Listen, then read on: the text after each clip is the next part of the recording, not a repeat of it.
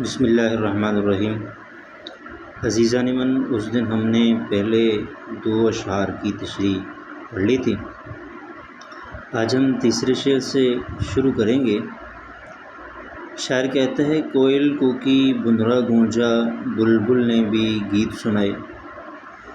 تو اس تیسرے شعر کے اندر شاعر نے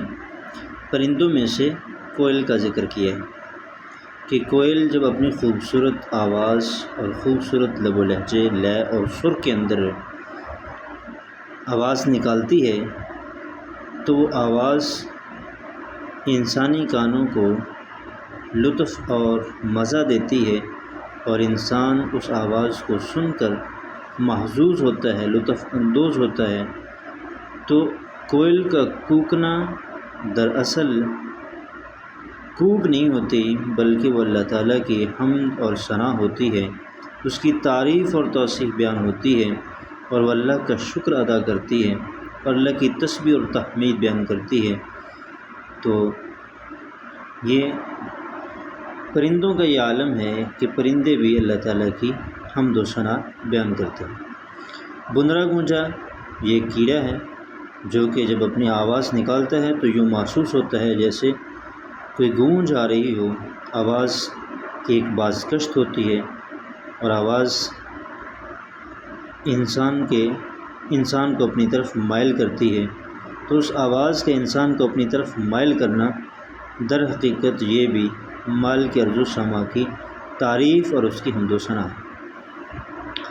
آگے شاعر کہتا ہے، بلبل نے بھی گیت سنائے۔ تو بلبل بھی ایک پرندہ ہے جو شعراء کے نزدیک خوبصورت آواز رکھتا ہے، اور ایک بہترین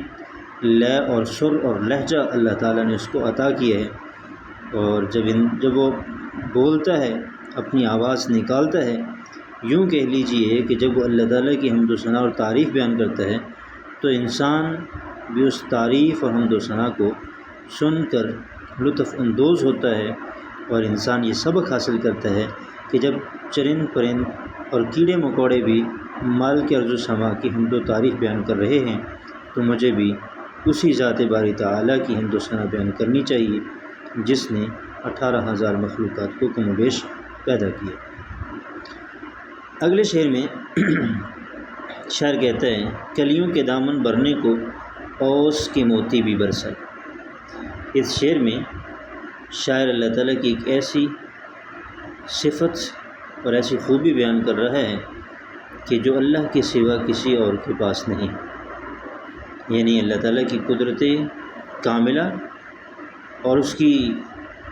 کبریائی اور اس کی طاقت کو بیان کرتے ہوئے شاعر کہتا ہے کہ اللہ تعالیٰ نے اس جہاں کو خوبصورت بنانے کے لیے پھولوں سے پہلے کلیوں کو پیدا کیا، اور جب وہ ننھی منھی کلیاں کھلی ہوئی ہوتی ہیں تو صبح کے وقت ان پر شبنم کے قطرے اللہ تعالیٰ برساتے ہیں، اور ان شبنم کے قطروں کی وجہ سے ان کلیوں کی رعنائی اور خوبصورتی میں بیش بہا اضافہ ہو جاتا ہے، جو اس دنیا کے مناظر کو بھی حسین بنا دیتی ہیں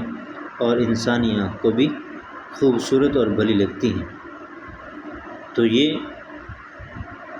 اللہ تعالیٰ کی حمد و ثنا کا ایک انداز ہے شاعر کا کہ وہ اللہ تعالیٰ کی قدرت کاملہ کو بیان کرتے ہوئے کہتا ہے کہ کلیوں کے دامنوں کو شبنم سے بھرنے کی طاقت اللہ کے سوا کسی اور کے پاس نہیں ہے۔ آگے شاعر کہتا ہے، کھیتوں کو ہریالی دے دی، پربت پر بادل لہرائے۔ یہ بھی اللہ تعالیٰ کی قدرت کاملہ کی گواہی اور اللہ تعالیٰ کی تعریف و توصیف بیان کرتے ہوئے شاعر کہتا ہے کہ یہ طاقت اور یہ قدرت بھی اللہ تعالیٰ ہی کے پاس ہے کہ جب کسان کھیتوں میں بیج بوتا ہے، فصل کاشت کرتا ہے، تو اس کے بعد کھیتوں کو ہریالی سے بھر دینے والی ذات بھی اللہ تبارک و تعالیٰ کی ذات ہی ہے۔ اس کے سوا کوئی ذات ایسی نہیں ہے جو کھیتوں کو سرسبزے سے بھر دے۔ اور اس کے بعد اگلے مصرعے میں شاعر کہتا ہے کہ پربت پہاڑ کو کہتے ہیں۔ پہاڑوں پر آپ نے دیکھا ہوگا کہ ساون کے موسم میں بادل جو ہیں وہ لہراتے ہوئے نظر آتے ہیں، کبھی ادھر آ رہے ہیں، کبھی دائیں جا رہے ہیں، کبھی بائیں جا رہے ہیں، کبھی مشرق میں، کبھی مغرب میں، کبھی شمال میں، کبھی جنوب میں، بادلوں کی ایک لہلہاہٹ ہوتی ہے، یوں محسوس ہوتا ہے جیسے بادل سیر و سیاحت کر رہے ہوں اور پہاڑوں کی سیر کر رہے ہوں۔ تو یہ پہاڑوں پر لہرانے کا مطلب یہ ہے کہ پہاڑوں پر بارش برسانے والی ذات بھی اللہ تبارک و تعالیٰ کی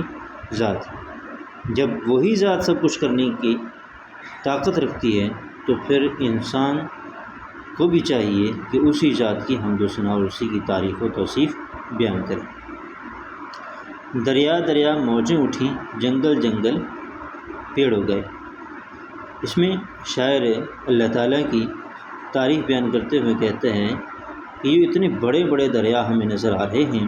اور اتنے بڑے بڑے جنگلات نظر آ رہے ہیں، یہ سب اللہ تعالیٰ کی قدرت کاملہ کا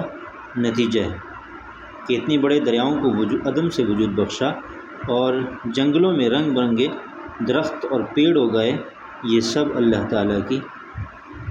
قدرت کا نتیجہ ہے، اس کی کبریائی کا نتیجہ ہے۔ تو ہمیں اللہ تبارک و تعالیٰ کی تعریف و توصیف بیان کرنے میں ذرا بھی ہچکچاہٹ نہیں ہونی چاہیے، بلکہ ہر وقت اس کی تعریف و توصیف اور اس کی تحمید اور اس کی تسبیح اور اس کا شکر بجا لانے کی